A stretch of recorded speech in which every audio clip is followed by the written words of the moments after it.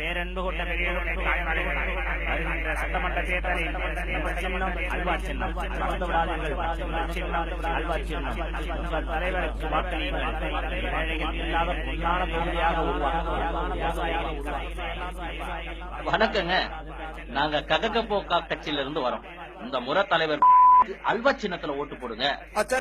தலைவரோட ஆசையே நம்ம தொகுதிய ஏழை இல்லாத தொகுதியா மாத்தணுங்க. அதாங்க, மறந்துடாதீங்க அல்வா சின்னம். அப்ப நாங்க வரட்டுங்களா? இல்லங்கண்ணே,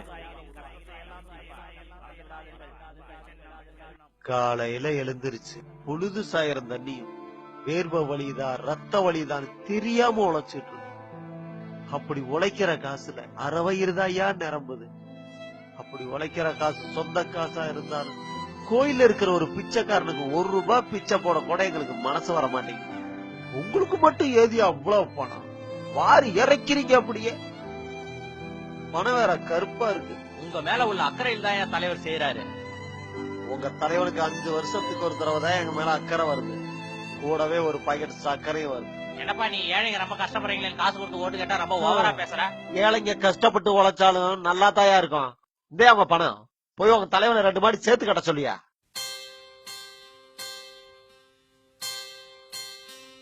ஐயா, யாருக்கு வேணாலும் ஒட்டு போடுவோம்.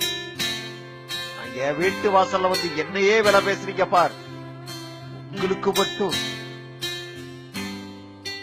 தமிழா தமிழா நாளை நன்னாளே, தமிழா தமிழா நாடும்